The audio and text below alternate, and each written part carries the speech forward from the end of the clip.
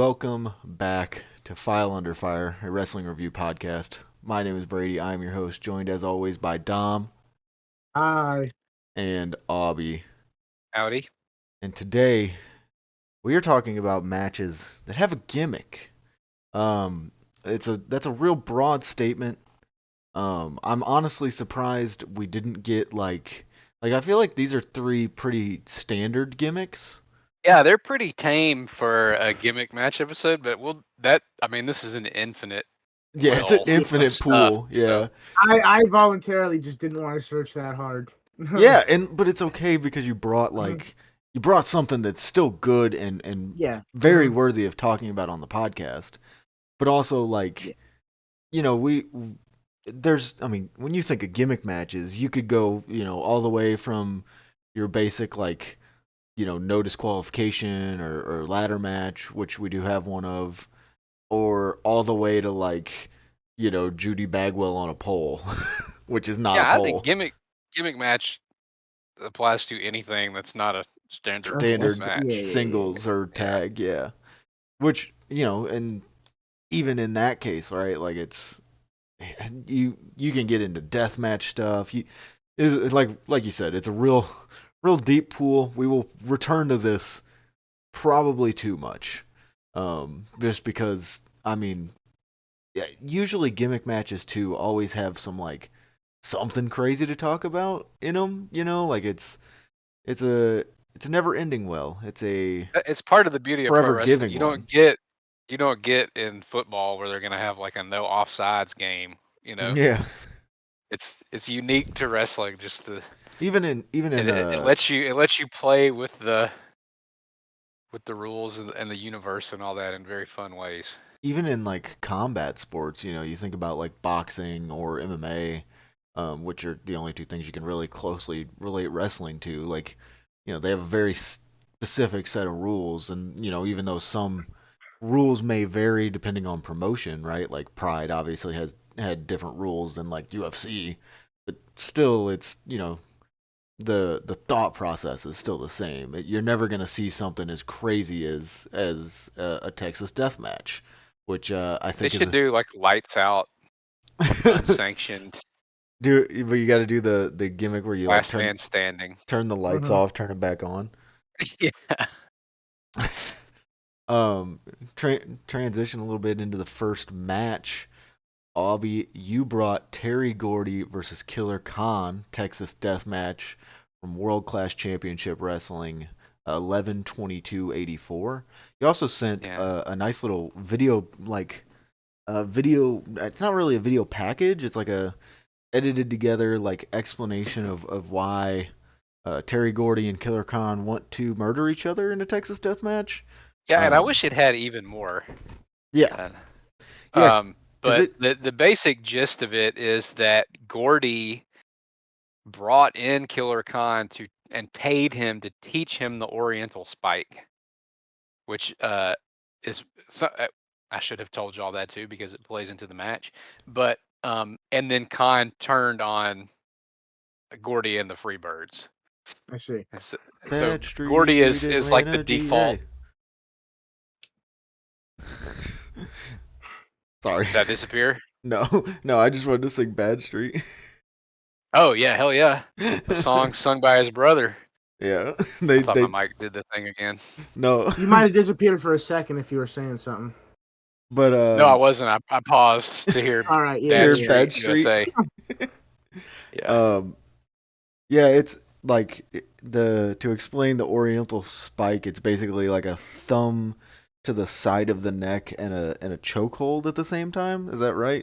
That's kind of how he puts it on at the extremely devastating at the climax of the match. Yeah, I mean I can imagine it's similar to the katahajime, right? You're holding the side of the neck. You're cutting off the blood, and at the same time you're pulling back on the oxygen as well. So theoretically, that's a really really cool wrestling thing they don't do anymore. That used to be a thing where someone would teach you the secrets of their hold, right? You would train with the guy so he would teach you his top secret, like figure four technique or I was whatever. gonna say, I feel like the last really is like people would get like the figure four from Flair, but even then it was like it was kind of forced still, and like it's the figure four, like you can kind of figure it out, I guess, or You gotta even spin your leg. And even like a good example of that is when you go back to the Owen versus Brett match from a couple weeks ago with them kind of making the point of like, oh well, Brett taught Owen how to do the sharpshooter. And Yeah, Stu taught all but of them it's how to do the finger in the butt. Oil check. it. But it used to be like that would be like a story, Mm-hmm. like in territory wrestling. Yeah, what I mean, Somebody would, they couldn't beat their opponent, and so they were learning a new technique to bring into the match, and they would yeah, you'd see them in the gym, like, you got an excuse to like bring in, maybe somebody you wouldn't normally for a shot, like a couple shots or something. Like yeah. And Khan is perfect for that. He's like the perfect monster heel. I All did time crazy look. Dom's description of him was hilarious. He does kind of look like a Scooby Doo guy that they took out of the ice they took glaciers. They yeah unfroze him. Mm-hmm. yeah that's real. He kind of looks like a weirder Gorilla Monsoon, which Yeah. Well, it's a similar gimmick. yeah. Um, get like we get into the file starts with Gordy making his entrance to Bad Street USA. And they make the point, which before I get too deep into it, so I guess Khan attacked Michael Hayes. Is that the Yes. Yeah. Yeah. so? And joined Skandar Akbar's Devastation Incorporated. Mhm. Which is like Um, the Freebirds are feuding against Devastation. Is that well, no, correct? the Freebirds have just gotten finished feuding. They're in their forever feud with the Von Erichs. Right. Which we get a little But bit of that this here. this is this is they're pivoting away from that a little bit, and Hmm. and I love it. I love everything about it, and yeah, that plays into the post match stuff. And Speaking of Von Erichs, Carrie is our special guest referee. He is here in Like a plastic person. jeans, a crop top shirt, and like regular ass tennis shoes. He is not in the crop top for long. Um, probably hot under those lights, man. you think it was that, or you think he just wanted to take his shirt off to get the pop? Because Dude, there if I isn't looked like that, I wouldn't even own a fucking shirt. there isn't They'd That all is be that's mesh. that's true as fuck. I would always have my tits out. there's a 100%. very loud pop. Like like Khan is like working Gordy over No, in the that was corner. dudes that Yeah, sounded well, like that Soberano too. Jr. didn't invent being horny. Dude, I No, I mean, know. like, I've watched Latin Lover matches. um, I would yeah, be in the crowd like that too if I saw him do that. I mean, dude, he is. he's a Ken doll person. It's He's one of crazy. this is as hot as any human has ever looked. Yeah, he is insane. Flow crazy. This is also just the old wrestling thing. Everyone back then, everyone here was probably like only 25, and they all looked like they were 50. So crazy. Yeah, No, people don't look like this no more. I mean, You have to be in prison to have this physique. All three of them. All three of them. People don't look like fucking Terry Yeah, Gordy or no. Killer Khan anymore. God, I know wrestlers don't. yeah, like the closest I think you get to like Terry Gordy now is like what? I don't even know. Manders, maybe. Yeah, I was about to Manders. say Yeah, that's a good Andrew. shout. Yeah, but he's still. I don't know. He's getting there. He's getting Yeah. there. If we can Um. get the England out of him, we can gordify him. If we just force Just feed him like 30 steaks a day, he'll get a little Gordy Wasn't he physique. trained by like Seth Rollins or something? It's actually incredibly remarkable that he is as good as he is. yeah, I think He was so. We should trained by forgive Seth any Rollins? bad habit that Manders has. Well, I think he was trained at the Black and Brave, which is Rollins and Merrick Brave school. I don't Who know the how. fuck is Merrick Brave? Who is I thought you that? said Merrick Rape. Yeah, I've never heard of that person. I think he was a 2000s indie guy who was friends with with Rollins, and so Ah, they opened the school together.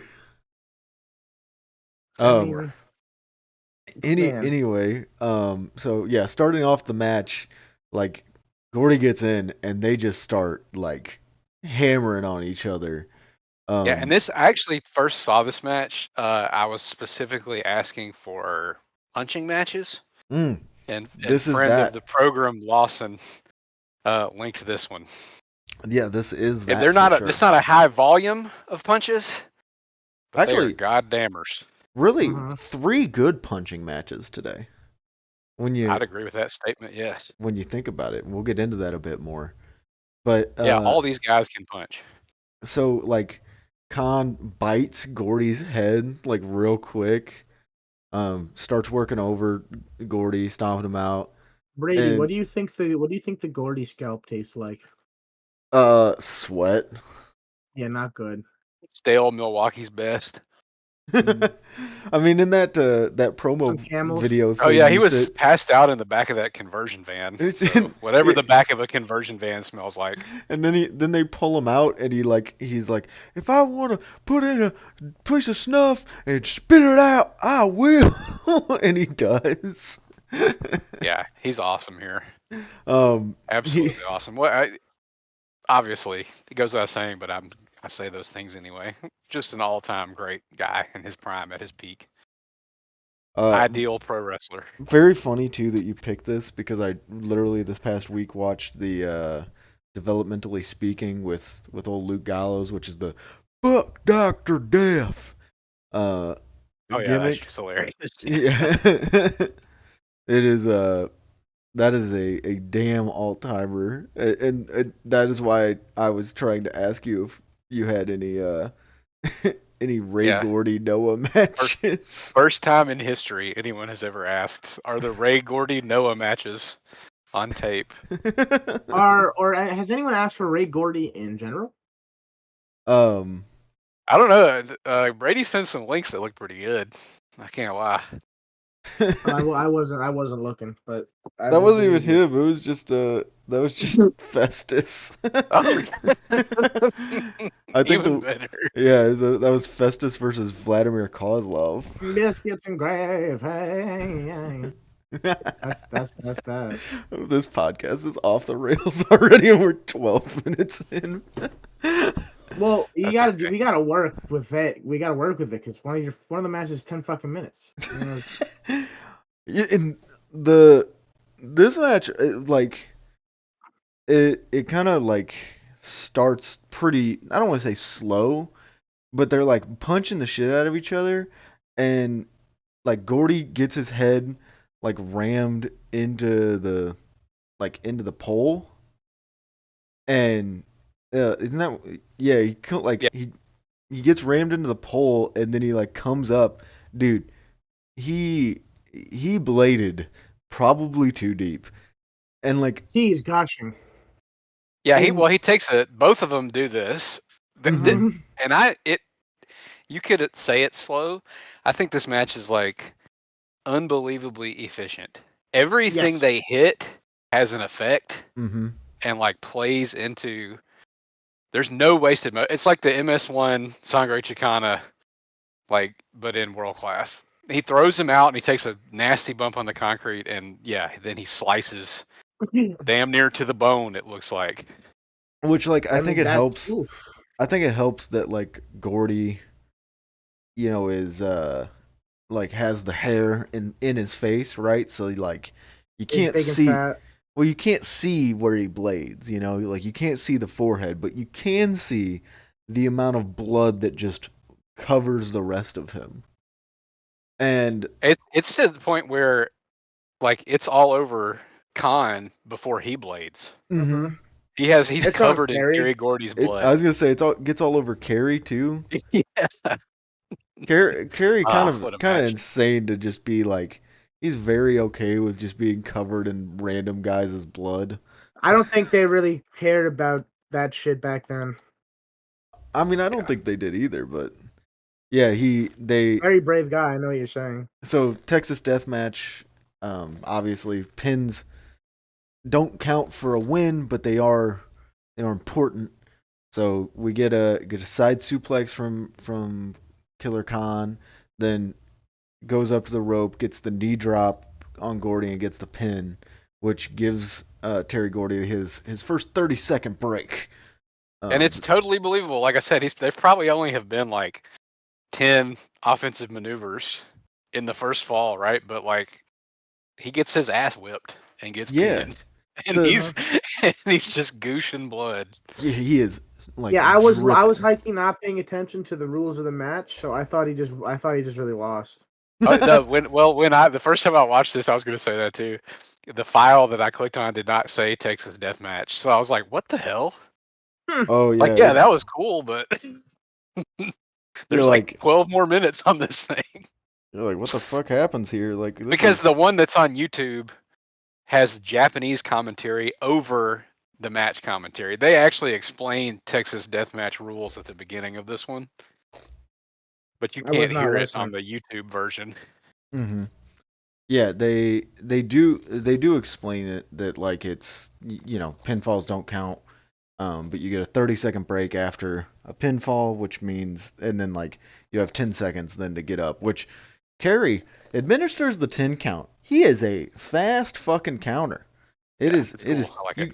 You get 10 seconds, which I appreciate. Well, he's been practicing all week, dude. Well, later it's probably one of the first times he's ever counted to 10. Yeah, they weren't telling him to do one Mississippi. He said, "I'm going 1, 2, and a 3, a 4." Which one was Kerry? Is he the Olympian one? The one in the referee shirt in the match. No, I know what. God damn it, Tom. Hey, he's the guy in the match, dude. Thank you, guys. What's the one that's still alive? That's he Kevin, wasn't. right? The one that's alive. He was he was a track athlete and like a discus athlete. Have you guys seen Iron Claw? The Texas Tornado? Texas Tornado. Yeah.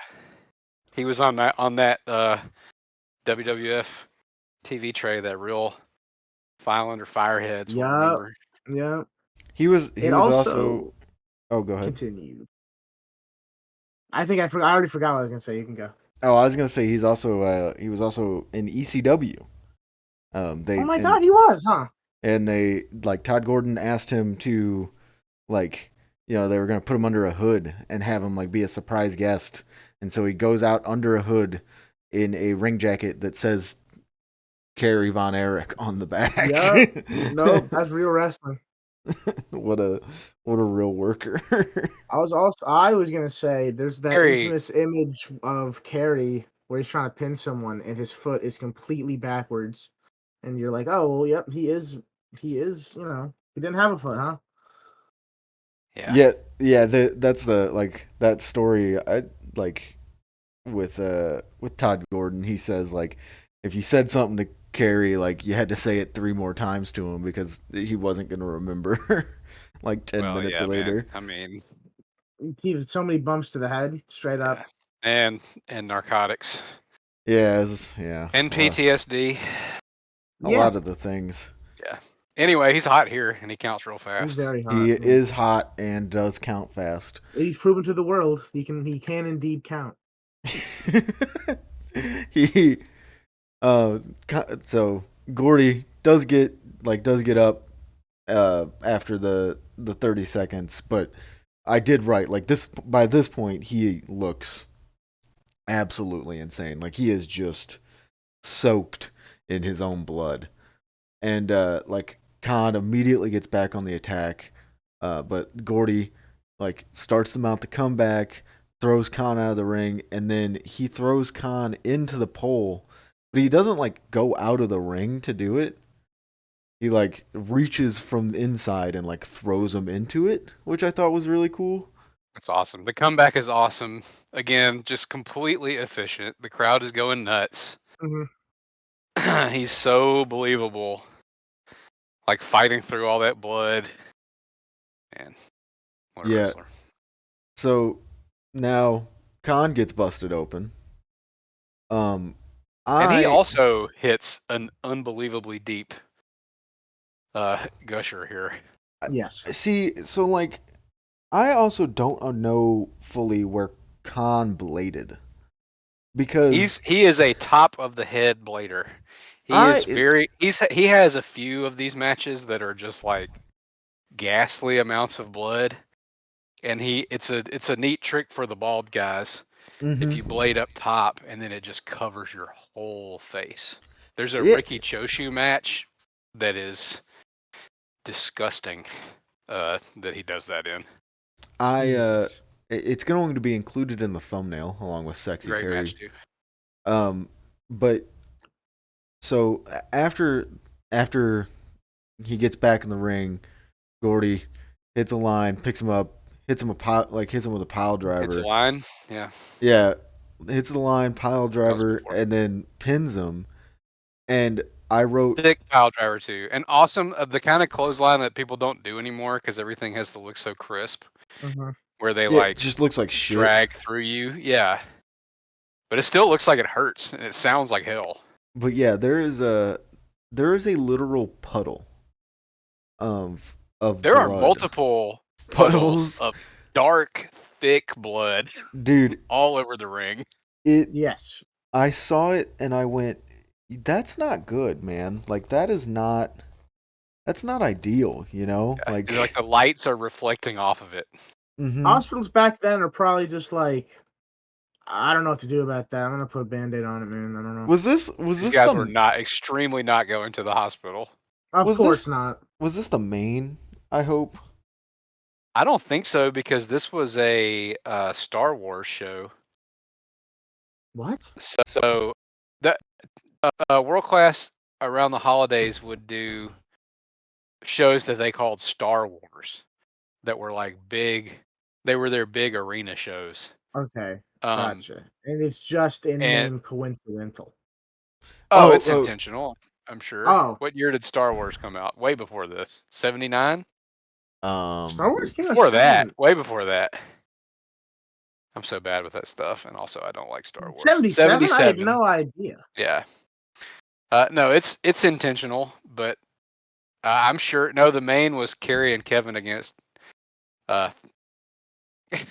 against Hayes, Gordy, and Roberts. Handicap, steel cage, loser leaves town, elimination match. That's awesome. Hold on, you're telling me that Gordy worked another match? No way. Well, it has him listed under the Freebirds, but that cannot be correct. It says the Freebirds and it has those three. It's got to just be Roberts and Hayes.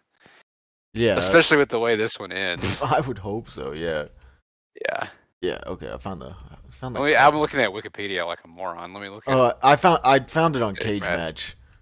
Yeah. Okay, no, so according to this on Cage Match, now granted this may not be straight accurate, but the main looks to be Chris Adams versus Kevin Von Erich. Yeah, I think I was looking at there was another one before this.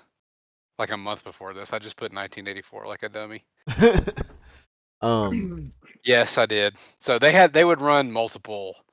They had like Labor Day Star Wars and Independence Day Star Wars and Thanksgiving and Christmas. They did big holiday shows. Yeah, and they mentioned it. How cool would that be, man? They mention it on commentary. They do say it. Like I heard them say it. They're like, "This is Thanksgiving Star Wars, and make sure you join us for Christmas Star Wars." Like how sick would that be to just go like it's Christmas Day. We got tickets to the Omni. It's like Ric Flair versus Barry Windham or something, you know?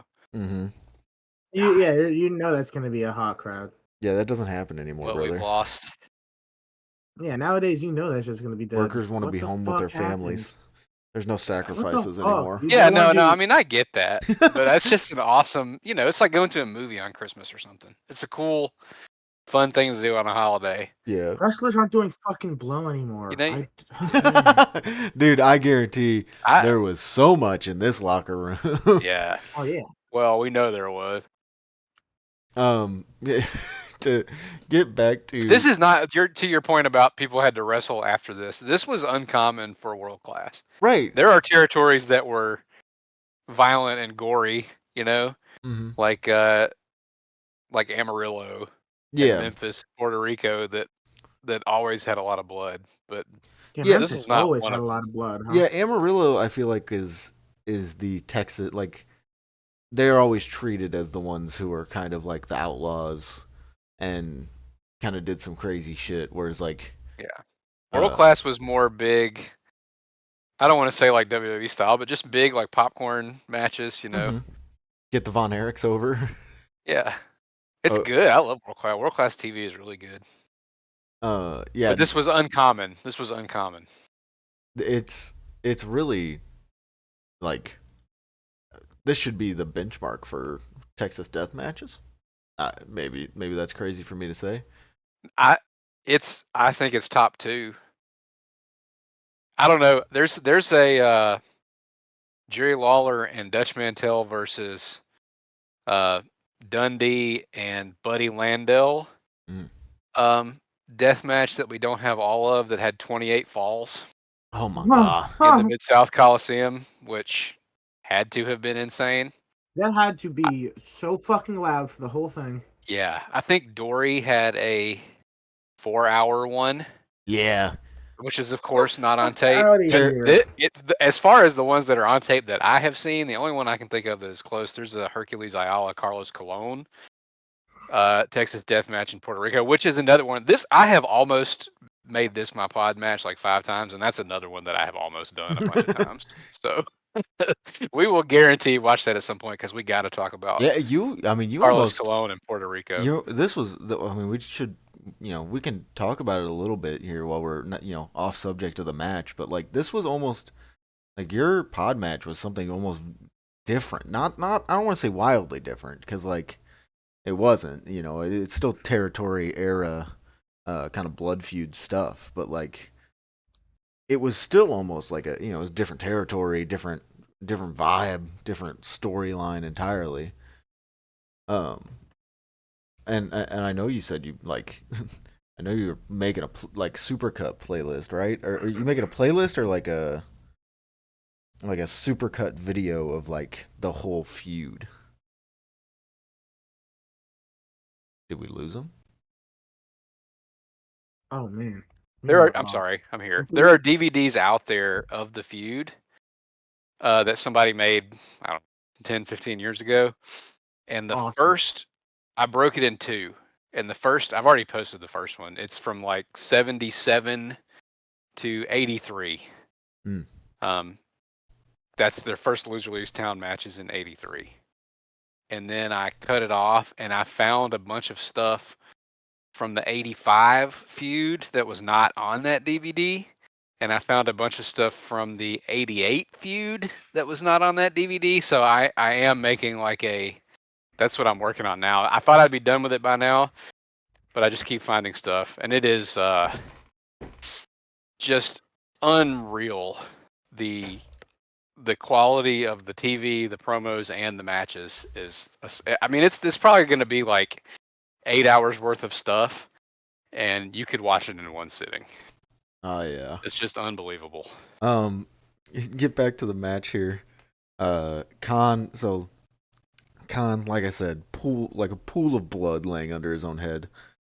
Gets up, barely beats the 10 count from Carey, and Gordy immediately starts like working him over, body slams him, hits the knee drop from the top rope, 2 count.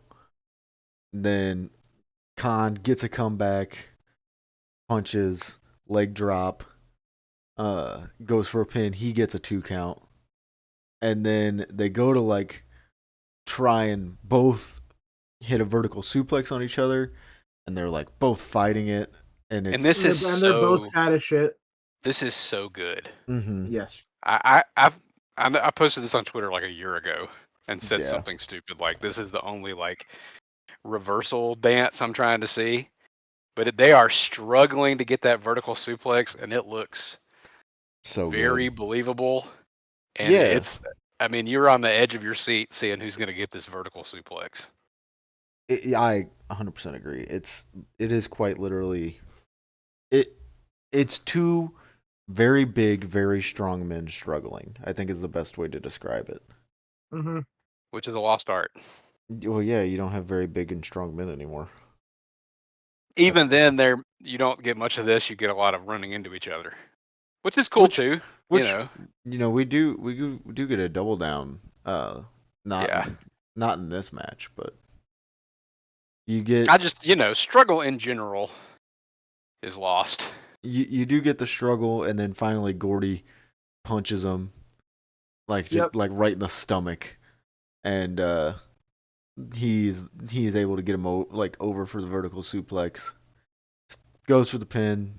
Still Khan kicks at it too, and then Khan goes up to the second rope, goes for the knee drop, and misses Gordy, and then Gordy gets that Oriental Spike like we were talking about on Khan, and he fades, and he's down, and Kerry counts the pin, and he is down for down for 3, and then 30 seconds starts, and Gordy does not want to let go of the let go of the pole, like the Oriental Spike. Yeah, it's an awesome touch. Kerry has to Tackle him off. Literally grabs him by the hair and yanks him off, and finally gets him off, gets him out of away. And again, no love lost between these two. They've been feuding for 4 years or whatever. But then after the 10 count starts, then so Kerry starts the 10 count, and who's his manager? Is it Andar Akbar? Yeah, tries to get in the ring, and Kerry stops counting and just starts swinging on Akbar. It's awesome. All of the Von Erichs, all of the Von Erichs have a reputation of being stiff guys, huh? I mean, or just Kevin. Yeah, I mean, yeah, that's how they were brought up, I guess. That's fair. But, that's real wrestling, brother. Awesome. Yeah, I mean they are. They're not gentle. And then I was talking the other day about Kevin. Everybody talks about Kevin as he was like an aerial innovator and stuff. He was also super stiff. Super stiff. And Kerry too. Kerry, a great puncher. Yeah, he throws some fucking fantastic ones, which is so funny to see him start throwing punches. I don't know why, it's pure ref bullshit.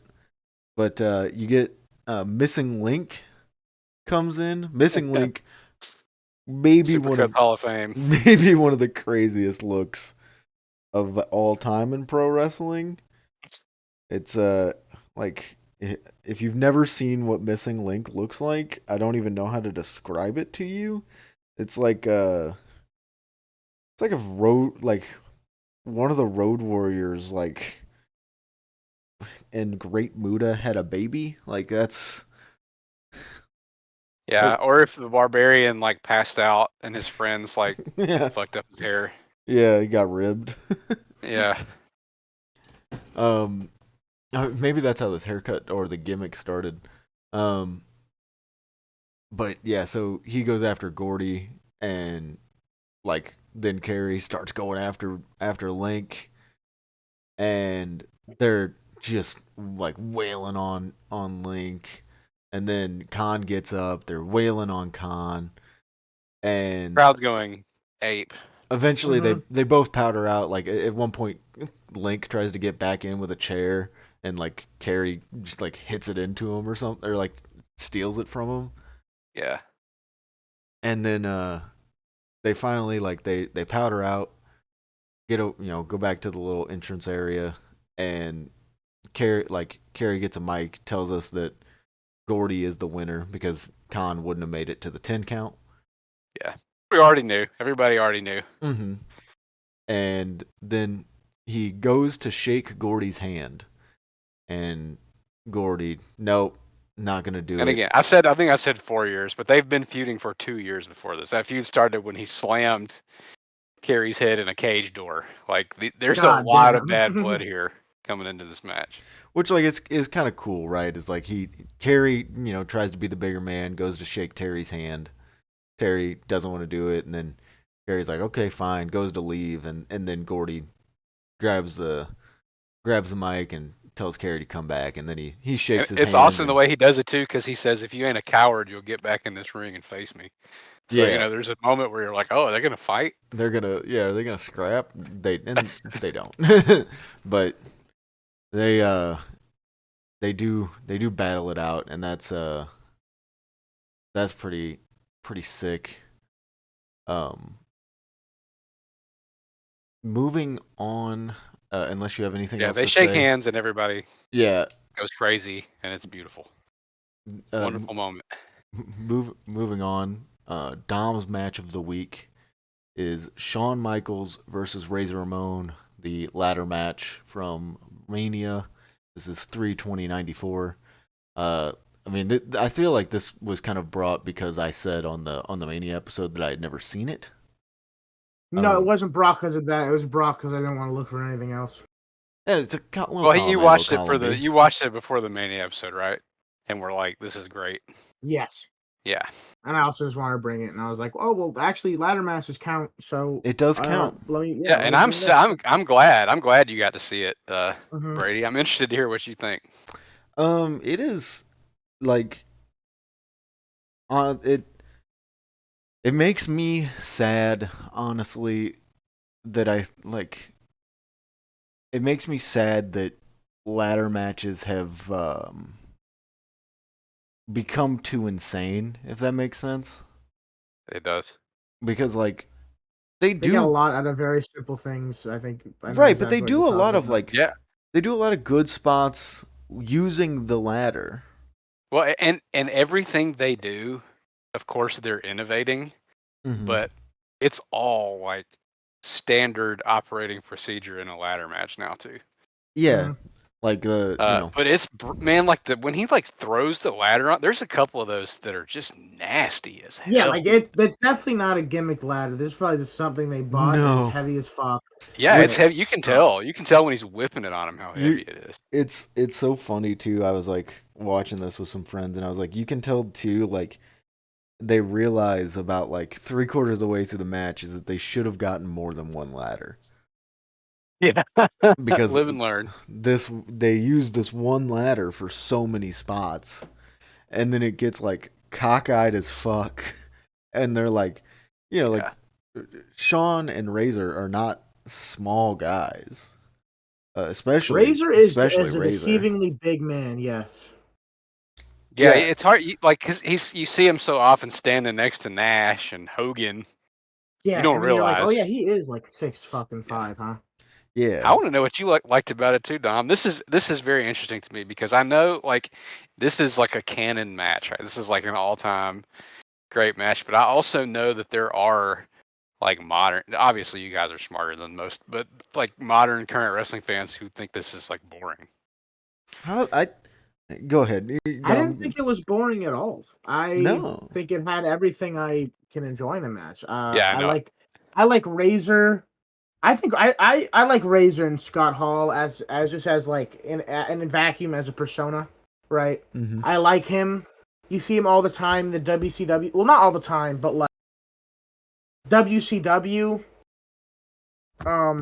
Like Scott Hall Like and WO. I think Abby said it before that the Scott Hall stuff is almost one of the most diminishing second half returns of a career ever.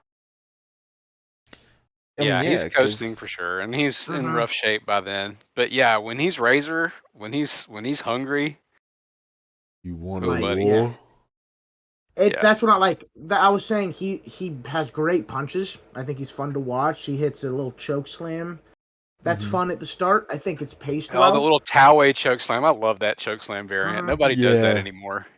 No, everybody does it like Kane or Undertaker style, Yeah. like or the goozle and throw the arm over, and you got to go as high up as you can. And but it looks so good when you hit that one. It looks so devastating.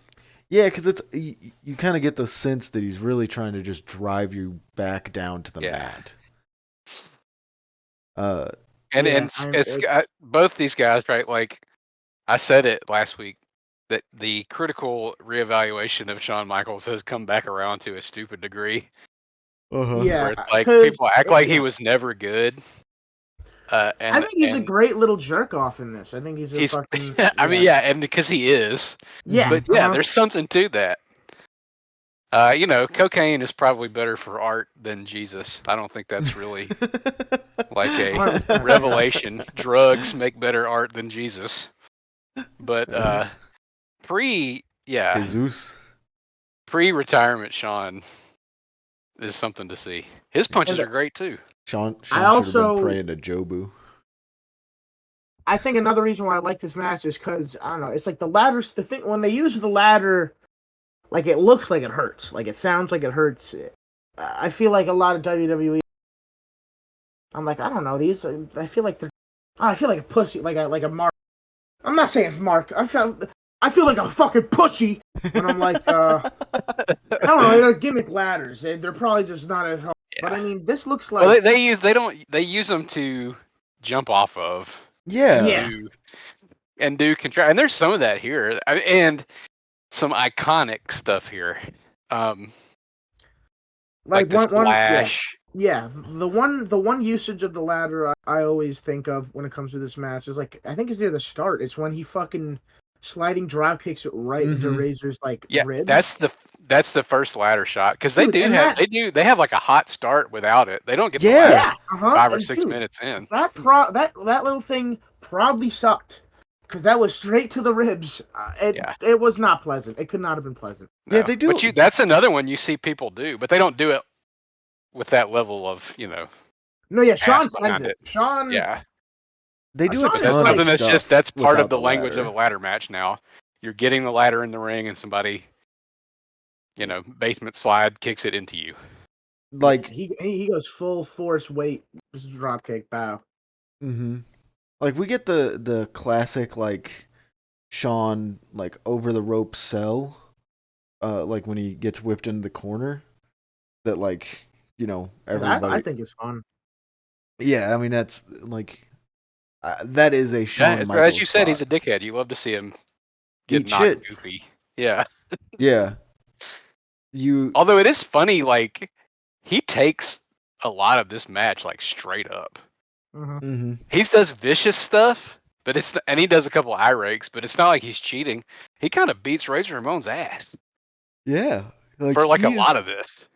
He is on top for quite a bit. And I think too, like you're saying about the modern ladder match versus this, one of the things they do is they go outside and Razor rips, pulls back the padding mat on the floor, and as he does it, then Shawn hits him. They get back in the ring, and you're like, okay, well, we're gonna come back to that later. But it's not really not like it's 5-10 minutes later. It's literally within the next minute. They go back and forth. Razor gets Shawn in the little cradle to get him up to take him up for the Razor's Edge, and as he goes to lift him, Shawn flips him back over, and Razor goes over and lands straight on the exposed concrete. And that is the separation for Shawn to go get the ladder. Whereas in a modern ladder match, that would have been a let's jump off the ladder into a table onto the exposed concrete. Probably, yeah. 30 seconds into the match type shit. You know what I mean? There's a natural impulse, I guess, that you have to up the ante on crazy shit, but I don't think that you do. I mean, obviously. I think that's how they tend to go now. It's we're gonna do this is gonna be crazier than the last ladder match. When it's really a very simple and effective way that they do it here, and also really impactful and spectacular. I think for in front of the right crowd, you could work this match identically to how it is now, how it is here, and you would still get an interested crowd. Obviously, it's not as spot monkey-esque. And as much as I do love some crazy spot monkey wrestling, this still does like a lot of great But stuff. Like, as you said, like with the modern stuff, at some point that stuff just kind of washes against you. It's like you okay, it becomes old hat. Whereas they do some spectacular stuff here, but they also like really invent a new type of like match. Mm-hmm. But it's worked in like a logical way for a ladder match. Yeah. So you don't have the comeback, and you don't. Obviously, there's some things about the structure that they had to sort of invent on the fly. See, but I think you do kind of get the comeback. Just it's never like a big grandiose comeback. Like I think you get the quote unquote comeback as like every time like because Sean will kind of beat up on Razor, knock him down, do a spot to him, like whether it's usually like it's always using the ladder, but it's and they're brutal every time. Like he does different stuff him every single time, right? So like he climbs to the top rope and then goes onto the ladder and does a splash off of the ladder. And like he rides it down one time onto I love Razor. That one too. Yeah. That's a great spot. And like just a lot of kind of back and forth. I love the but like I love the way that Razor kind of is like he gets knocked down and then it's like, okay, fuck, he's climbing the ladder. I got to get back up. And then you get the all-timer moment that gets blurred on the YouTube version, which is him pulling. Is it blurred on the Peacock version too, or Netflix, or wherever in the fuck you watch this? No, you get full Sean ass. Full baby. Sean ass. Because I watched the YouTube version with the Minecraft link or Minecraft fucking shit over it. Cannot do it. And yeah, they like the Minecraft movie. They blur fucking Sean's ass, which honestly I think is funnier with the blur. Like it's it's like a comedic thing, but stuff like that where it's like Sean gets the upper hand even in that moment because he drops the elbow on. He hits the bare ass elbow, which is insult to injury. Mm-hmm. And then pulls his pants up, and you get a real like close up shot of just Shawn Michaels' ass. That killed me. The cameraman just has to zoom in on him pulling the tights up. Yeah. Straight ass cheeks was out. Yeah. Like who is this? Is for children, bro. Which I meant to mention at the beginning. There's like a lot of kids in the crowd. I got like almost a little sad watching all of these matches this week because I was like, damn, these people in the crowd are like, this is a real crowd. These are real people having fun. Like I miss real people. I miss going and doing stuff in like a real crowd. Yeah. Anyway, that's my depressing. Like, especially too, like not to backtrack too much, but like think of there's 10-year-olds watching that Terry Gordy Killer Khan match. Oh, there's a little girl in like a R.I.P. David shirt going crazy while they're just like spurting blood all over each other. Bleeding crazy. But I think what's different about this, the stuff they do is extremely spectacular for the time, but it's also like really stiff and really violent. Yeah. I don't like you get the big bumps in the ladder matches now, but the stuff between I don't think is as like even the punches like that spot where they go like knock coconuts in the middle of the ring. Mm-hmm. They just run into each other, head first into each other, like full speed. Definitely sucks. At one point, so they sell like the dangerous and violent element of the ladder match more than the like crazy element. I think at one point he like Sean hits the super kick, or I don't know if he was calling it Sweet Chin Music yet. They don't yell it on commentary, so I assume not. No, I think his finisher was still the slingshot suplex at this point. but then he motions like he's gonna do the Razor's Edge, but he hits a pile driver And Vince instead. says pile drive, But which also made me laugh really hard. It's an insane pile driver. He uses it like a verb, yeah. Pile drive. And then that's when you get the riding the ladder down spot, like I said. And I literally wrote in my notes, I went, "This is why you need multiple ladders." And yeah, they know now. They've got 20 of those over the ring now.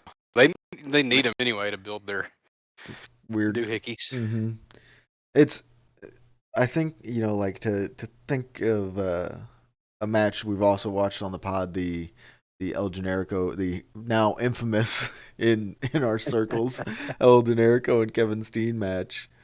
This in that match, right? There's a lot of meandering between spots, Yeah. like to just get stuff set up. While the spots are crazy and insane, the stuff in between isn't as important. Whereas here, they make everything feel important. Even there's space between the stuff, but they're selling. Mm-hmm. Even exhaustion. Towards the end of the match, when the ladder Razor's on the ladder and Sean gets on the ropes, drop kicks, or no, he doesn't even drop kick it.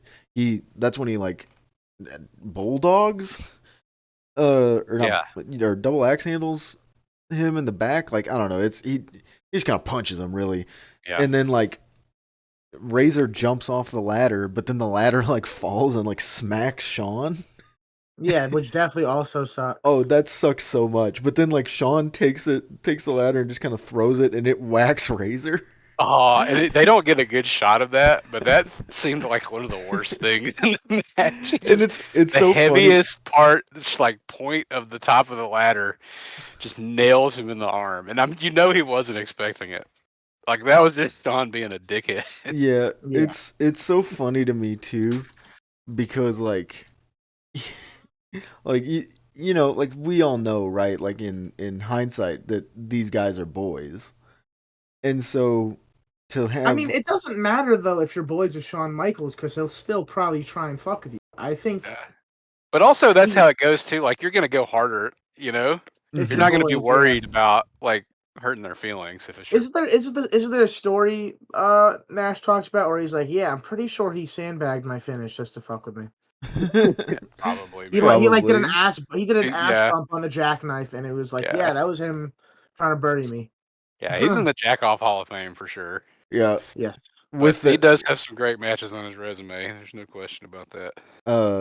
I did make the note that this is maybe something that only Aubie will get, because I have no idea if Dom knows what this is. But Sean, in certain angles, really reminded me of Bill Engvall here. Dom, do you know who Bill Engvall is? What'd you say? Bill Engvall. He was a comedian. Oh, here's your sign. He was the least of the, what was that? The Blue Collar Comedy Tour. Yeah, it was Jeff Foxworthy was the big star when they started, and then Larry the Cable Guy became a huge star, and then Ron White Ron White, who is legitimately a great and hilarious stand-up, and then Bill Engvall was he was the X-Pac. Yeah. But Ron Comedy Tour. Ron White, his only downside is now at this point he's been telling the same jokes for 20 years, because but he's really fucking that's funny. all that hits, Yeah. Yeah, I was like, there's no way Dom ever watched Blue Collar Comedy Tour. I did not. It was a cultural phenomenon. That used to be a thing.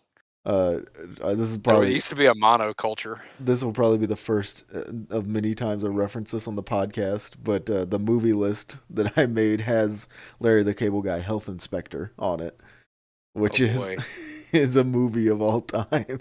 We gotta watch that in the BC. To finish out this match, Sean gets up. He starts to climb the ladder. Razor stirring. Gets up, shakes the ladder, and then he shoulder tackles it, which like Sean bumps off of and lands and ties his own leg up in the ropes, which is insane to like be that like committed, you know? Like that's the rope. Those ropes have like messed guys' knees up, and he just Oh, like. I impress. It's a very high degree of difficulty on this finish. Mm-hmm. Like you have to.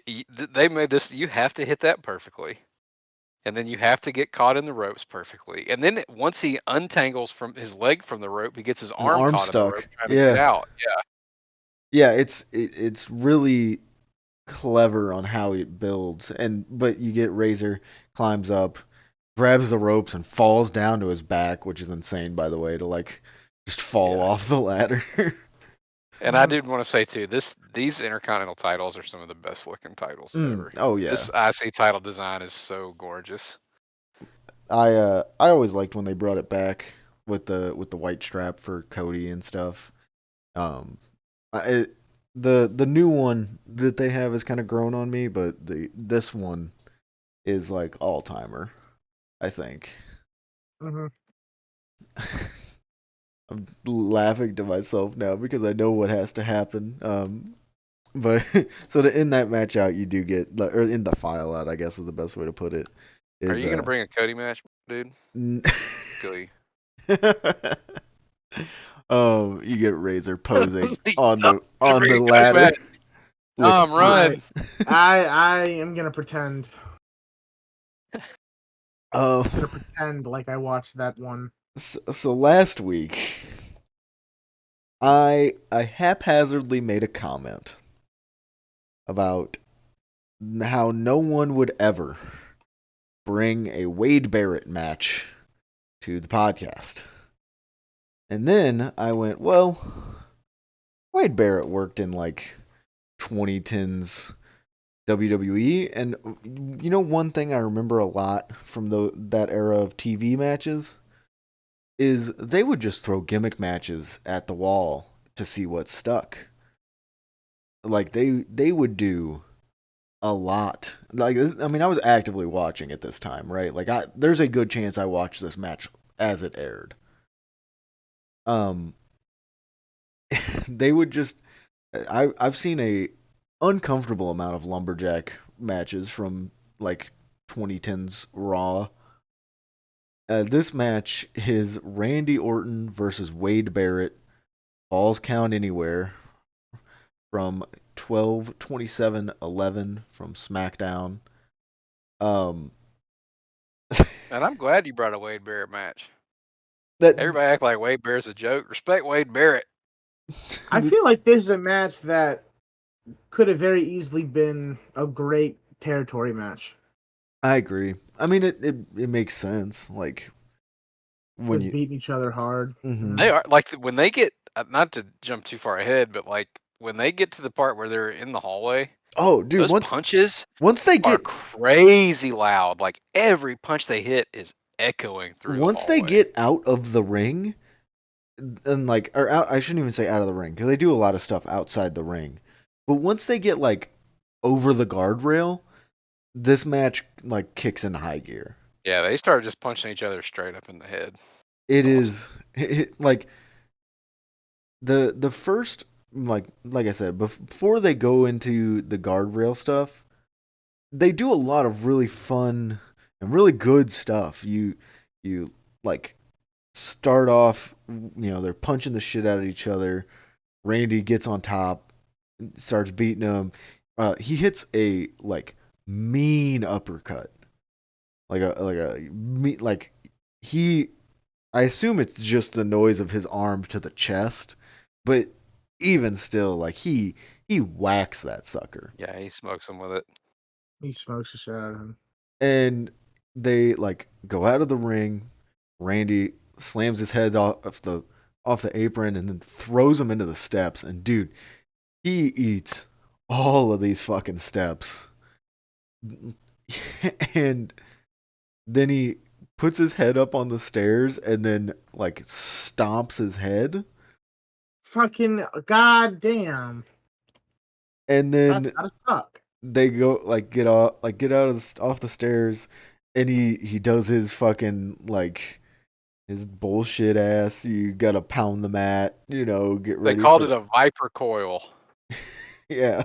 That's The RKO setup is the Viper coil. I had not. If I had heard that, it's been 15 years since I I've don't heard know. that. I'll be It was honest. funny. I don't know if I've ever heard it called that, and like I said, I was actively watching it this time. Like my brain registered that I'm like, okay, this is to set up the RKO, but like,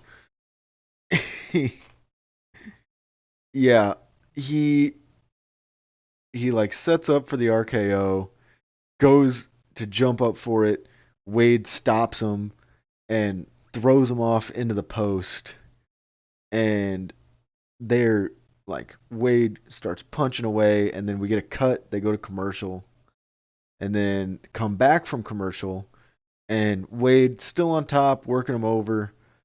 He chokes Randy on the ropes, Yeah, which he spends a lot of time on top here, and his offense is really good, mm-hmm, and all his cutoffs are really good. Randy has all these little mini bursts, and Wade, like he cuts them off really like swiftly and stiffly every time. There's like a boot to the face in there and mm-hmm. a big knee in there. It's just it The well worked, yeah smartly worked. the boot to the face as he's like kind of like sat up in the ropes, Yeah, and then they go out, and like you said, like Randy will try and fight back. And then Wade will stop him, throw him into the barricade or whatever. It's yeah. These two guys, they know what they're doing, and it's. yeah, I was surprised how much of this happens in the ring. It is right. interesting for a false count anywhere match that it's really only like the last 2 minutes or so. But Yeah. like when I first started, like when I was like watching this match, this was like Monday, I think. Because I had the idea in my head for the meme. I I literally I think I just looked up Wade Barrett matches on YouTube, and I saw this one, and As one does. Shout out hey, Connor. this Mhm. has a gimmick. And they work multiple gimmick matches. They also work a tables match against each other. I also watched that one. This is, in my opinion, the better of the two. Although there is some good stuff in that tables match. They also have, after we'll talk about Orton's injury, which is like one of the all-time funniest injuries that you could conceive of. But they have a no DQ match in February that's like the feud ender. mm, So they feud for a while. And I did you watch the YouTube one on this too? yes, I did. Okay. I put in all the video packages and stuff. Oh yeah, yeah, Um, yeah. On your on upload. yeah, and like this one was born out of a big backstage brawl they had that ended with an RKO on a car. Oh yeah, that's so like so beast. Randy Orton's awesome. Sorry, I know he's a piece of shit. We've talked about a lot of pieces of shit, but Randy Orton, Yeah, I mean, hey, awesome wrestler. it's He's hard very to. much the type of wrestler that I enjoy, and he's really good in this match. He's a great TV wrestler. He's a great main event wrestler. But he keeps this thing moving. All his facial expressions, all his selling, Mhm. all his comebacks, really, really good. He the like way to get out of like the main arena, right, is like he throws um he throws him over the like announce table, which isn't like insane. Like he throws him like, sometimes you see it where they like throw him onto it. No, he throws him clean over the top of the table, and then goes over the guardrail, and then he throws Wade into the guardrail, and they bump the ref. Fuck yeah. And Which was Fuck the very ref. funny to me also in a Falls Count Anywhere falls match. count Like, anywhere. why? Yeah, I was I mean, like, I know why when we see the end, which is well, also funny, but that's like I agree, right? Because like when I like I was saying, when I first watched this, I didn't remember what the finish was of this match. Like the ultimate, like once I saw the finish, I recognized the like what it was, but I didn't remember that as I'm watching it, right? So I'm like, what's the point of a ref bump if it's falls count anywhere? You can literally go anywhere and do anything. Like the ref does not matter. he is just there to count the pin. Yeah.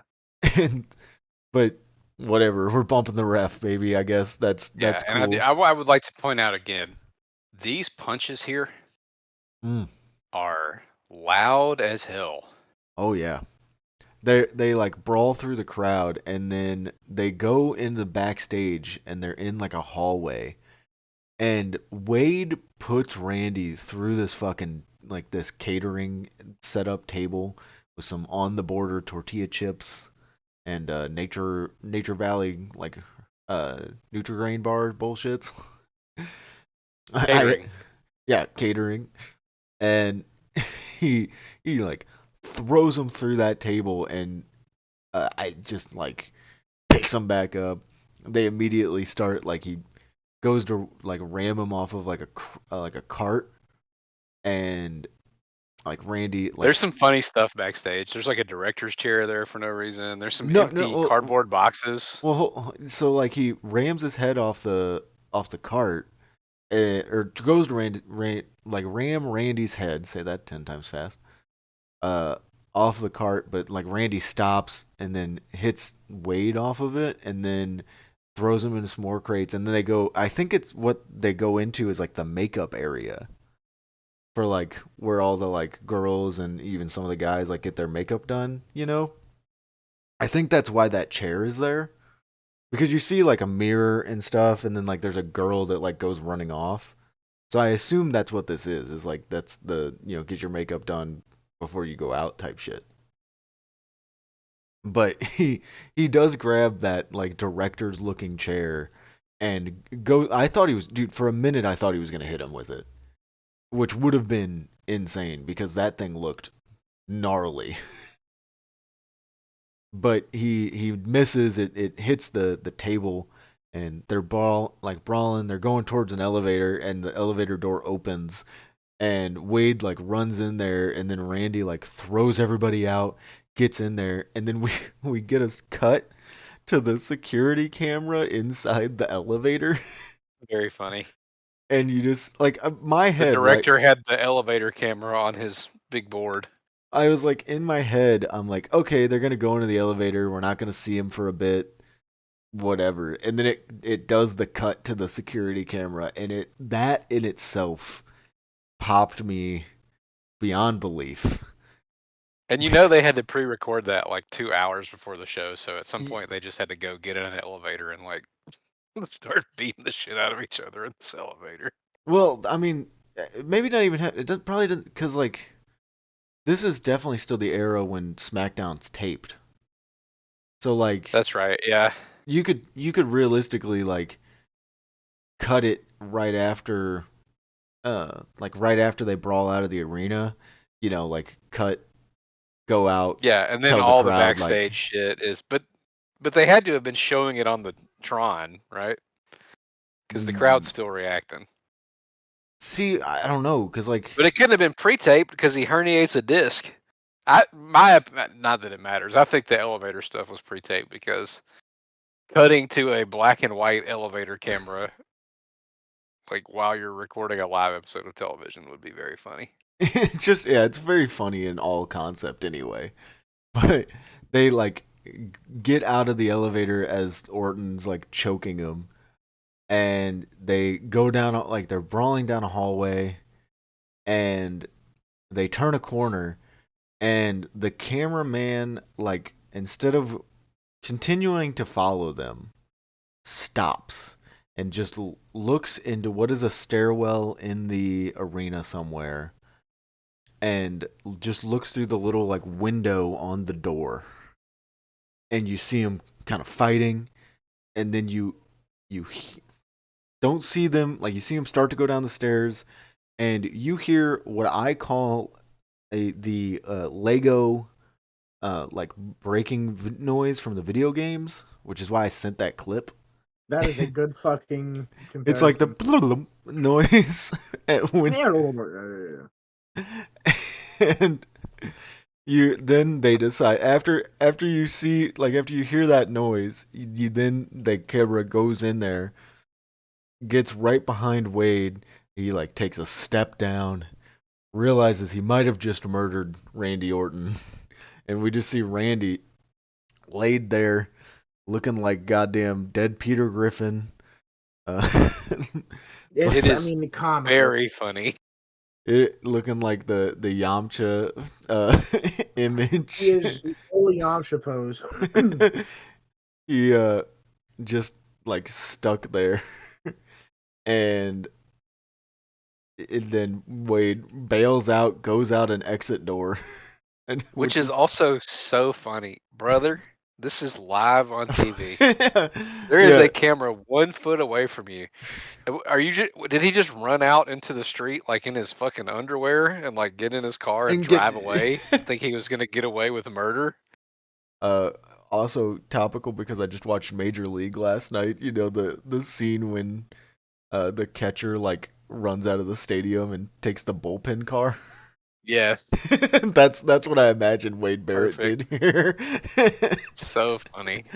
And Randy Orton's dead. And the funniest part about it is, as I was looking at like the context for this match, first of all, I tried to read like the Nexus storyline, and it like to killed me. I could not.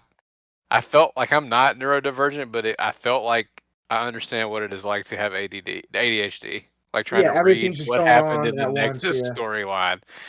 And that's a lie. I probably am neurodivergent.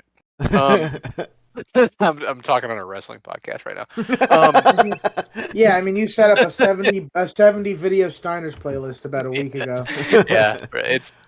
I am. Actually, how many?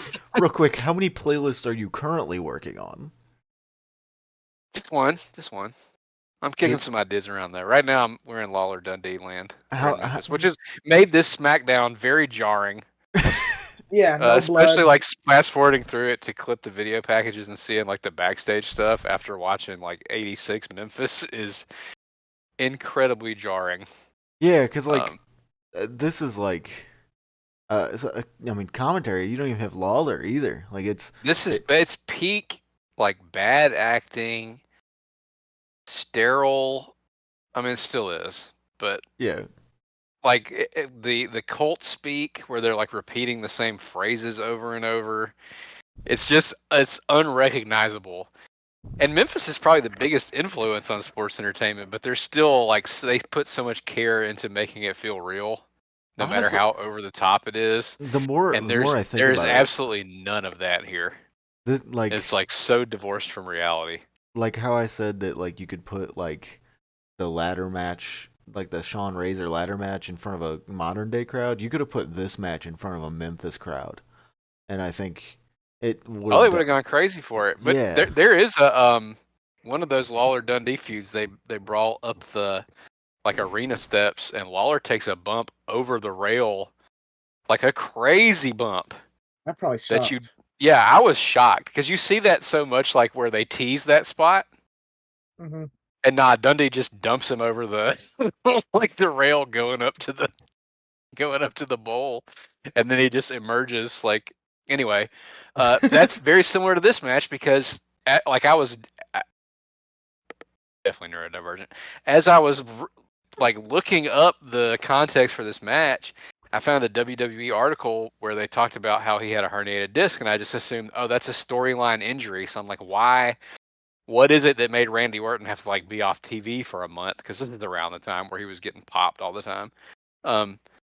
No, he legitimately herniated a disc because even though you only see like the top of their heads through the window of the door, for some fucking reason, he really just bumped down those stairs. That's amazing. And herniated a disc, and then he came back from it too soon. And hurt it again, and had to go get surgery. So this is actually like a pretty important match in WWE history for that reason. But that's like Randy Orton is great, but he is an all-time stupid motherfucker. Why? Why don't you just run down the steps and then hit the Peter Griffin? Why did you allow Wade Barrett to actually throw you down the steps when no one can? Yeah, that is. I mean, for the love of the game, I guess, but he's probably just on steroids and was like, fuck it, I can take it. Yeah. Indestructible. Mm-hmm. Really, just... I'm the apex predator. all timer shit, man. Yeah, That Cody, watch is. this. I'm gonna rip the fucking urinal off the wall.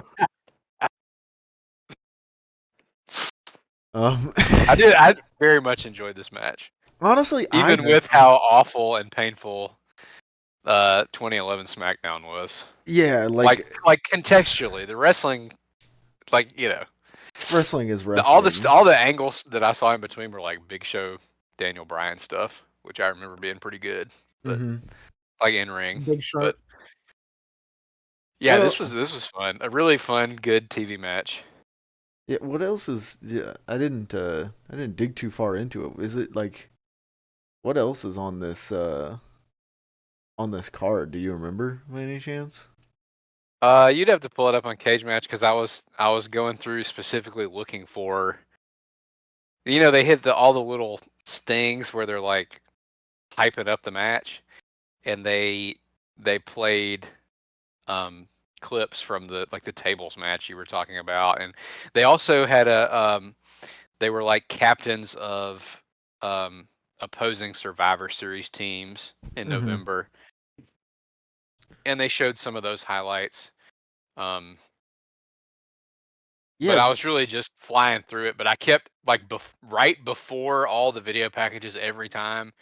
It felt like was like a Daniel Bryan like talking to Teddy Long segment, you know, where they're all like 3/4 facing the camera and they're talking in like the most AI I hate that shit. It's language. like It's awful, man. That's what I was saying. Like after watching Memphis and how much I care they hate put into 3/4 making that facing the stuff, camera. That you pointing that out, I know exactly what you. it's atrocious, dude. And AEW does. I don't watch AEW, but I see clips of that, and it's like, what in the fuck are you doing? Like, why? This is something that everybody hates. Yeah, Everybody just like hates this. fix it. Yeah, Fix and it. Just do it better. something that everybody complains about, right? Like, and it's first for a guy who supposedly was like a territory era wrestling, and anyway, doesn't matter. This is so. This is I did Jinder find it. Mahal defeats Ted DiBiase.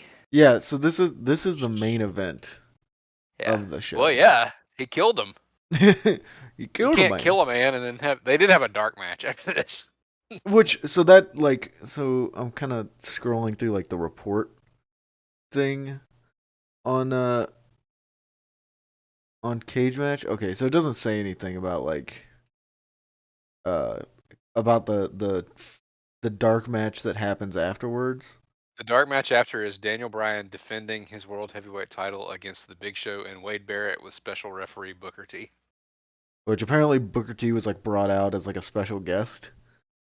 I don't know because in the file that I put up, like they do a little promo for Raw the next week, and Booker T is the one doing the promo, and it's a match between him and Cody, but he's speaking as if he's not Booker T. He's like, that boy Cody Rhodes faces Booker T. Very like snow. It's a little sneak peek at modern modern Booker T. Yeah. So CTE reading the Cage Match report, he like comes out to a ring in a suit, thanks the fans for like that 2011 was a great year because this is like the the end of the year gimmick for SmackDown. Yeah, this is like December 30th or something. Yeah. He like and then he gets interrupted by Cody, and then they basically set up a match. I hate Cody. I hate Cody Road. I hate him. Wait, does it say Dustin comes out? Oh, it just says Gold Dust music hits, and Dustin comes out in a suit, not as Gold Dust, just as Dustin. Who knows, dude? Why? I don't know, brother. This was quite a time. Fuck the WWE. Yeah, that's Fuck the WWE. I clicked on there's one rating for this match. Have you looked at it, Brady? I did not, but I can really quickly. It's a 6, and the guy says brawling outside the ring. Huh. How about that? That's the whole point of a false count anywhere. Interesting. Interesting criticism, dude. I do like They were he just brawling goes, outside of the ring. I liked it. That's how it ends. Yeah, I like it. I mean, a review can really just be, I like it. That's how I feel like your reviews are, Dom. Yeah, I like it. And I appreciate it. I appreciate it too. So that is our 3 gimmick matches of the week. I don't want to say I'm never like we're never gonna get a Wade Barrett match again because you know I both He was good in this match. he was very good, good in this match. but I He had a both haircut that no 30-year-old man should ever have. But Yeah. he was good in this match. I both like made the joke last week that no one would do it, and then like basically I gimmicked myself. Um, Yeah, I you worked yourself into a shoot. shoot, Jabroni yeah. Mark. Yep, jabroni fucking Mark. Moving All right, I'm on. ready to win the cage match game. Oh shit. I think I'm winning. I think I'm We winning don't have tonight. monkey points. Moving to the cage match game. Dom is I'm picking picking this week. Taro or something that we're So Dom picked the wrestler. He needs 1 point. Uno, which he can get today if he can stump the panel and he can lock up the first series of the cage match game once he gets to 9 points. Abby is at 7, so once again, as it has been, I'm winning tonight, dude. has to get it on the overall rating or the first review. I'm at 3.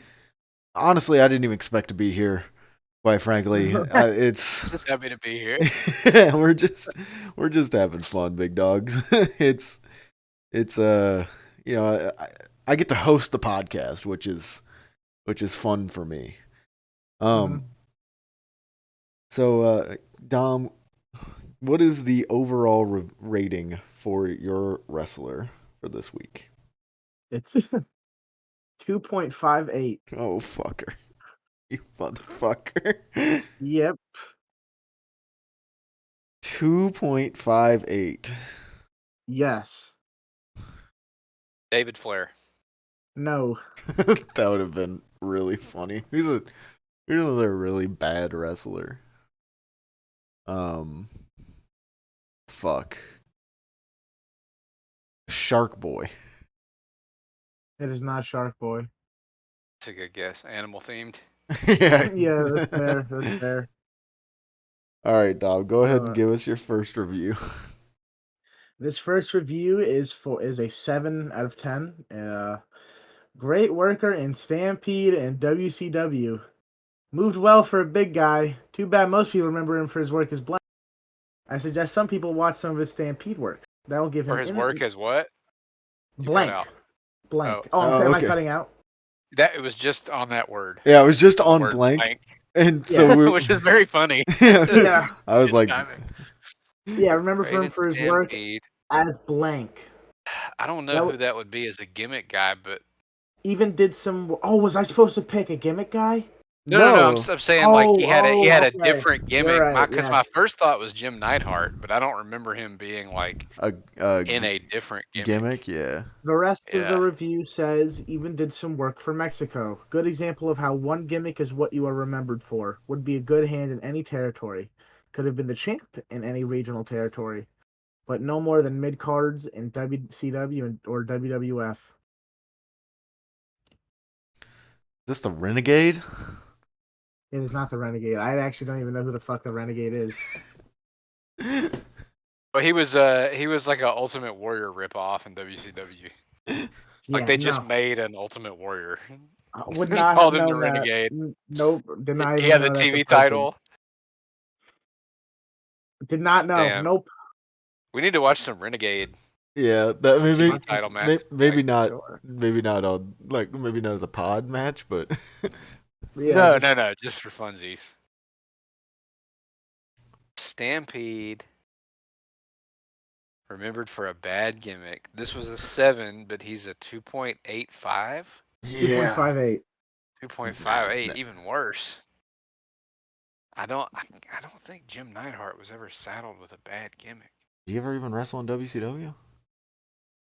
Surely. 100%. Had to. Yeah. Damn.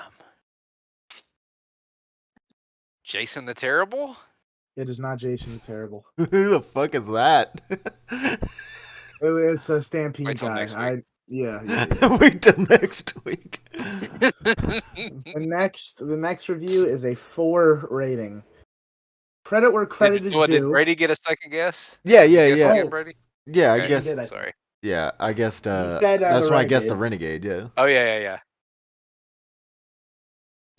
Go ahead. So 4. Credit where credit is due. Blank went the extra mile look-wise to either look like a drunk monk or a loose cannon or a fat slob. Going so far as to have the typical monk haircut on Friar or being completely bald and having seemingly rotten teeth. With Blank, unfortunately, of all these gimmicks were completely ridiculous, eliminating any chance of him being taken seriously as a worker. He definitely wasn't the worst in the ring, but being forced to play such stupid characters definitely hindered his in-ring skill. I know there's people screaming at the fucking The damn screen right now. God. monk. Rotten teeth. A monk haircut. Stampede. I don't know enough Stampede. Oh, Bastion Booger. Yeah, it's Bastion Booger. Well, I didn't win though. He didn't He did win. not win. He only gets 2 points, which ties him with Fuck. you. So Fuck, now, Norman the Lunatic. Damn. I was not thinking he was bringing in fucking. I was not thinking no one was gonna pick. I'm not Bastion fucking Booger. Like The monk haircut is what was he? He was like the Mad Monk, something like that. Yeah. So Bastion Booger, And the also rotten known teeth as was Bastion Booger. also known as Aaron Grundy, Big Ben Sharp, Cousin Mike, Friar Ferguson, Mad Monk, Klondike Mike, Mike Shaw, Makan Singh, which was his Stampede stuff. Wow. Man Mountain Mike, Mike Stryker, fake agent, Norman the Lunatic, Norman and Trucker Norm. And also in Stampede, that whole Vice. Go look at the Karachi Vice stable. Awesome. Stampede. Awesome choice. Dude. Who's in Karachi Vice? Karachi Vice, Karachi Vice is the great Gama Singh, Makan Singh, who, as we know, is Bastion Booger. Steve DeSalvo, who's a nobody. Volkan Singh, who is Gary Albright. Kerry Brown, Ron Starr, and J.R. Ron Starr. Foley. Yeah, J.R. Oh, Foley. baby. Ron Starr, great wrestler. You know who else showed up in Stampede with like a name like that? Fucking Shinya Hashimoto, I think. His name was Hashif Khan. Yeah. Stampede was crazy, dude. Stampede was fucking gimmick weird, match episode. That's where the ladder match was invented. Mm-hmm. Was Stampede. Did I ever show you all that football helmet match? Yes, because it was funny. It was fucking hilarious. I don't know if I was there for that one. Oh man, it's like Jim Neidhart. Oh, do they like have to wrestle with like football helmets on? It's clipped, so it's only like 3 minutes long. But they put on football helmets, and it's just them like running full speed into each other. Yes, I have. I remember that. Yeah. Yeah, so funny. Just Stu Hart sticking fingers up asses and booking fake Asians and. I cannot believe that this was a stable of Gary Albright. Amateur legend, NCAA legend Gary Albright. I don't want to give what was his name? Volkan Singh. Volkan Singh. I don't want to give away the overall rating for Renegade in case for some reason one of you ever wanted to bring it as the as the cage match game guy, but like it is unfortunately low. Like it is. I've never seen a Renegade match in full totality here, but I mean, neither has no one. I think probably Ob is the only seen a Renegade match in full. Well, yeah, that's just because Ob was watching WCW live. He's a real Renegade fan.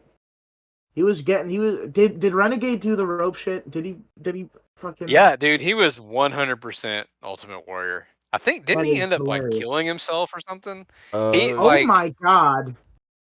It I have to look this up. What? Hold on, it's got German. Yes, he did. Guys, we're not making fun of suicide, but holy shit! That is what a way to go. That is how he Wow. died. 1999 at the age of 33.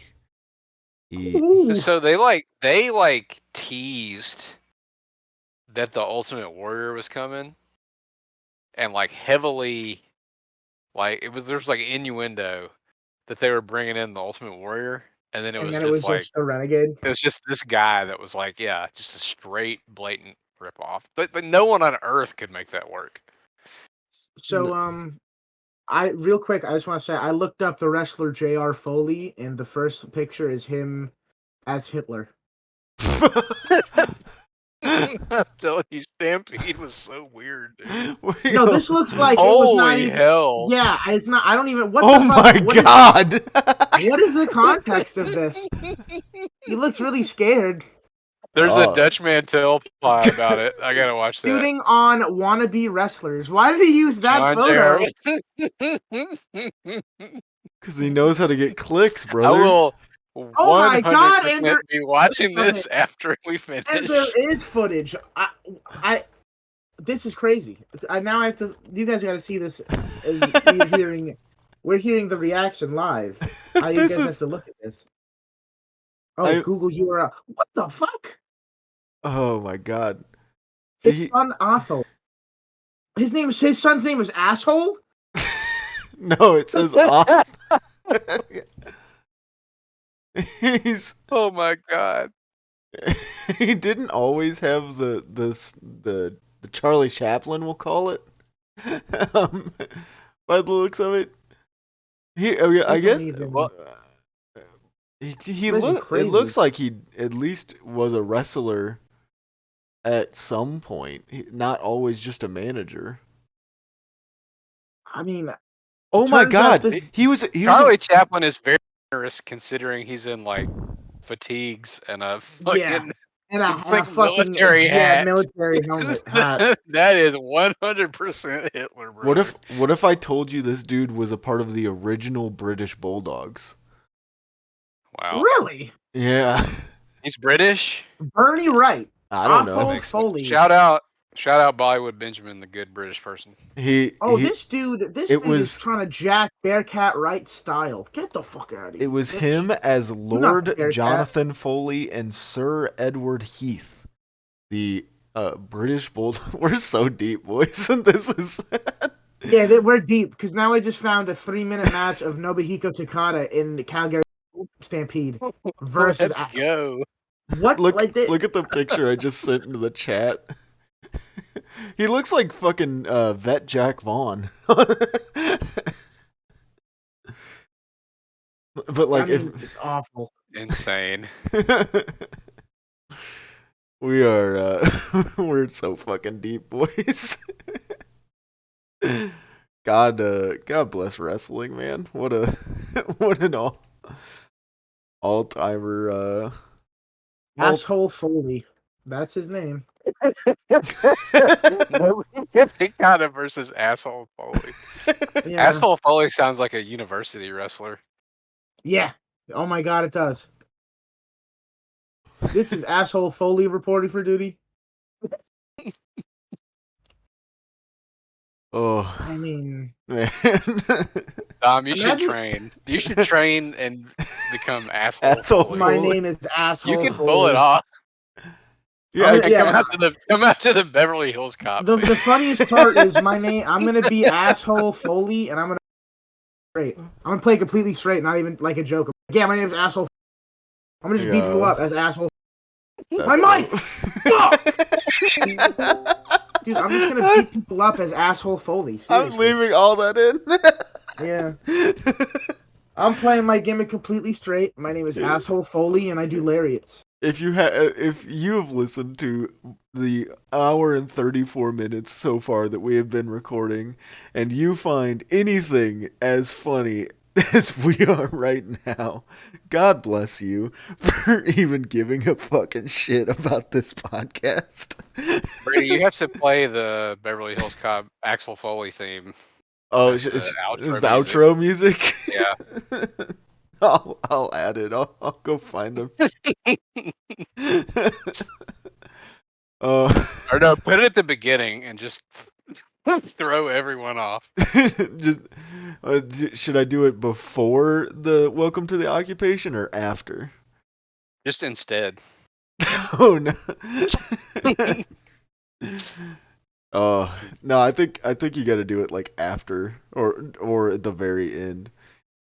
Got to have the consistent intro, but right. although it would be very funny to put it at the beginning and like no one understands why the fuck the Beverly Hills Cop theme is playing until the hour 30-minute point of the podcast. We have gone off the rails here on File Under Fire. We watched one 2011 SmackDown match, and we are we're gone. We're off the rails. Yeah, so that's the cage match game. Ob and Dom are now tied, and they only need 1 point to win. Obby gets to bring the wrestler next week as well. So get ready for a scum indie guy who doesn't even have a cage match. Oh fuck, he has to have a cage match. He has to have a cage match. So really, Dom, like your only hope is that I win. Like what? Nah, Dom can win. What are you? Wait. Brady? Where the fuck did that come from? That you gotta hope you win. I'm 1 point off. You got 2 points. You got 1. What's going on? No, I have 3. I have 3 points. Okay, so where did we get the notion that I better hope you win? You better hope I fucking win so that you get a chance soon. I mean, I got a chance. Respect me. Respect my son Dom. I was half listening, and then he's talking like he's not the one losing. I'm winning.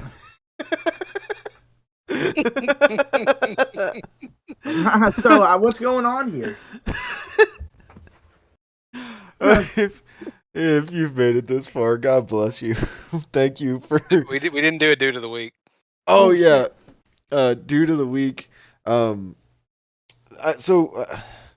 gonna talk this out live on pod here.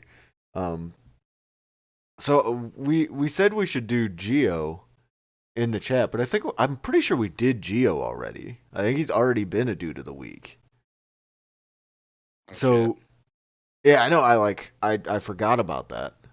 So I'm gonna pivot to what you said, Obby, which is it's more of a congratulatory dude of the week.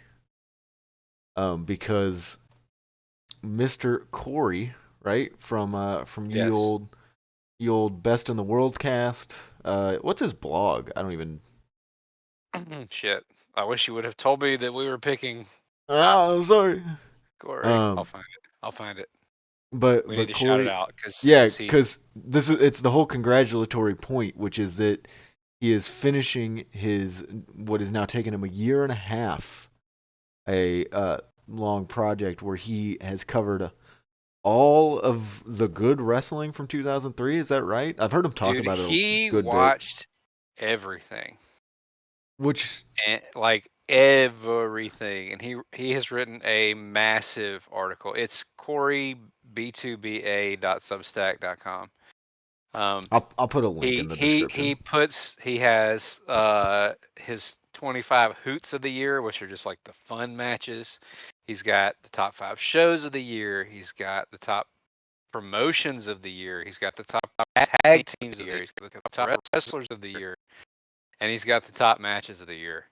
And it's just unbelievable work, and like some real gems in here. There's one of the hoots that I have to watch is a AJ Styles Larry Zbyszko match from 2003 TNA.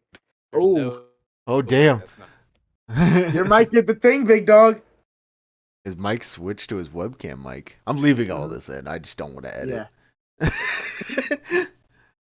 Yeah. Okay. Fuck it, we ball. Somehow he got quieter, and I can't hear him at all. Yeah, now it's just. Can you hear me now? Yeah. Can you hear me Yes. now? Yeah. All Yes. right. Did you hear me talking about all of Corey's amazing? Yes. It stopped. It Okay. stopped in the middle of AJ Styles versus Larry Zbyszko. Yeah. So I'm definitely gonna watch that. That's Check it out. awesome. Check out the Best in the World cast. Yeah. We I think we shouted out Best in the World cast on like the third episode or something. Like they were one of the real early dudes of the week. Yeah. They might have been dudes of the week Good podcast. before we knew Incredible what dude of the write-up. week was. But Do it. I love their podcast. It is if you have listened to our podcast and you like our podcast, you would also like their podcast because it is very similar. They do 3 matches as well, but they stick to a specific wrestler each week and then see if they're like if that wrestler could beat their kind of reigning best in the world champ. I don't even know who's. I can't remember off the top of my head. Is it Orndorff right now, or is it?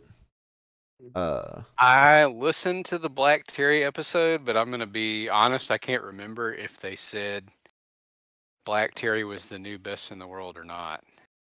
But next week is Jimmy Rave, and I'm very excited for that. Oh yeah, That'll be awesome. I love it. I love it when they get to talk about 2000s indie guys because that is Yeah. very much where they That's love. their wheelhouse, and it's Yeah. a great funny podcast. Anyway, shout out to Corey. Yeah, dude of the week. Good dude of the week. Yeah. CM Punk fans expose themselves when they talk about Punk's rivals and they don't include Jimmy Rave. I'm just saying. CM Punk fans expose themselves by virtue of being CM Punk fans. Yep. Yeah. Fair. It's like Skinnerd, you know. It's like you have to get over the weird fan base to enjoy the art. Mm-hmm. That's right. All right, gang. I appreciate all of you listening to this podcast, especially the last insane 10 minutes. I appreciate everyone who likes and subscribes and consistently listens to this. I mean, I think there's like 40 people or 50 people that like. I don't. Once again, I don't know what I thought there was like 5. exactly. That's what's weird to me. Granted, like 2 of those streams are me and you. Like, yeah. I know Dom doesn't listen to this, but me Okay. and you. Do you listen to the podcast back, Dom? No. He already left. He's not even listening to this. Yeah, bro. Don't worry about it, bro. Yeah. But like, yeah, I appreciate the near 50 people that listen to this. I'm thankful for every single one of you. Because me too, man. Yeah. I also love listening to this podcast. I love recording this podcast.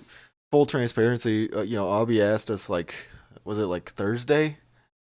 If we even want, or Friday morning, if we even wanted to like do one this week, because Dom's a little burnt out on wrestling. I've got a lot of personal stuff going on at the moment. I've been burnt out of trying to find obscure shit and like searching for things. So I'm just I'm taking a chill pill. And I'm not really going out of my way. Like if things show up to me, I'll watch them. So like, I'm not searching. we had almost like was like, oh, maybe we'll take this week off. But I was like, nah, this is like the one thing I know I want to do each week. So yeah, this is real. This is great. I love you guys. I love like everyone who listens. And if you've made it this far and could deal with our rambling asses, I appreciate you. And yeah, go check out all the things. Check out all our socials and check out Yard Subject to Change. Go check out Corey's blog. Big week coming up on Yard Subject to Change. Pantheon week. Oh, we're covering some of the greats. Are we doing Ray's Dramacidal? We're absolutely Ray's Dramacidal. The day this drops will be the match that is reviewed on Yard Subject to Change. That's sick. Yeah, so yeah, go make sure you read that. They they've been getting a lot of Twitter hits here recently because they've been posting clips of spots from backyard matches because well they're fucking insane and they should be shared a bunch because these were dudes laying their necks and lives on the line for absolutely nothing and yes, they just Real love of the game stuff. mm-hmm. truly. So yeah, go check out that. Go check out the socials, and make sure to like, comment, subscribe, and we will see you guys next week with what we have no idea either. But it will be 3 wrestling matches that I can assure you. I love you. I love you. Bye. Love you. Bev, Bev, Beverly Hills Cop, Bev, Bev, Beverly Hills Cop, actual Foley gonna find those drugs.